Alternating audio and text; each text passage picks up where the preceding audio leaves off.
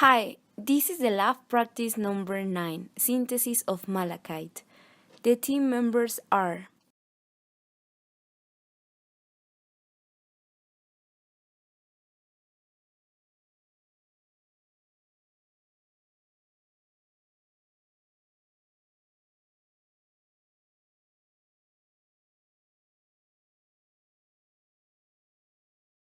first 3/4 of a 1 liter beaker were filled with water and placed on the hot plate.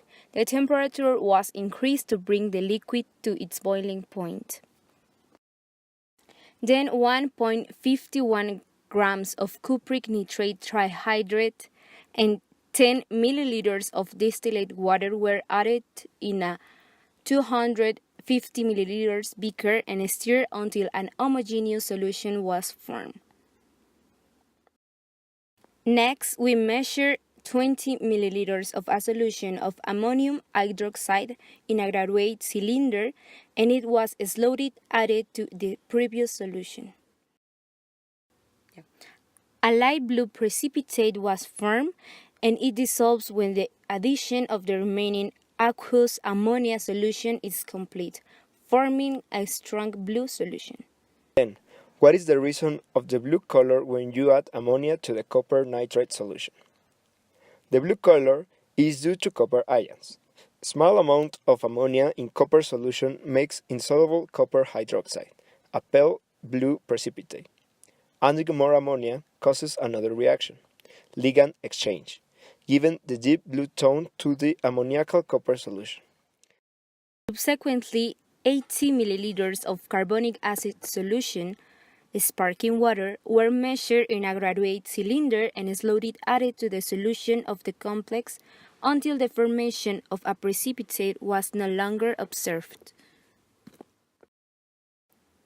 The mixture was shaken and poured in 2 large test tubes, and these tubes were placed in the water bath at 100 degrees Celsius and heated for 20 minutes. The temperature was regularly checked to keep it stable and close to 100 degrees Celsius.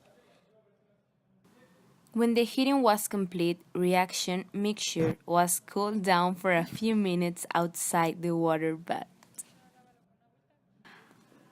Afterwards, the solution in both test tubes was filtered, each one separately, using the puncture flask and funnel, using a small pour filter paper, and washes with 3 portions of 20 milliliters of distilled water.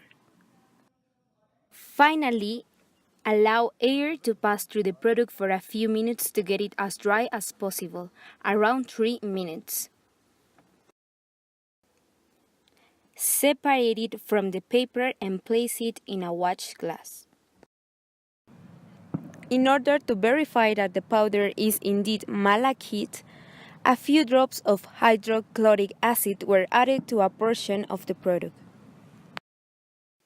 After all the done procedure, the obtained product was 0.7 grams of a green-blue powder that, after the proof with hydrochloric acid, it was demonstrated that it was indeed malachite.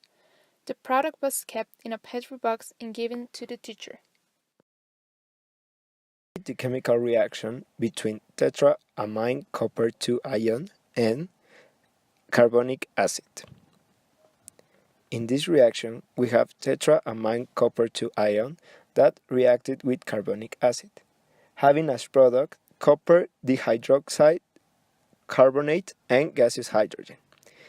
In this reaction, we dissociate the carbonic acid, and the carbonate ion is the one that will react with the tetraamine copper 2 ion, neutralizing the charges and forming the salt. The reaction between malachite and hydrochloric acid.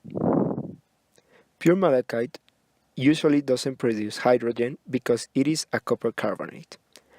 Copper is already in a higher oxidation state, so it can't reduce hydronium to hydrogen. The right reaction is the following. However, if there are traces of metallic copper, some hydrogen can be produced but not with sulfuric acid because of the reaction, and neither with hydrochloric acid. since copper doesn't react with it. But only with nitric acid and aqua regia you can produce hydrogen from the metallic form. So, in fact, the gas we saw is carbon dioxide. Did your observations match the expected behavior of a compound containing carbonate ions dissolved in an acid? Yes, because after the addition of the acid, effervescence was present, and that is what you expect from this kind of reaction.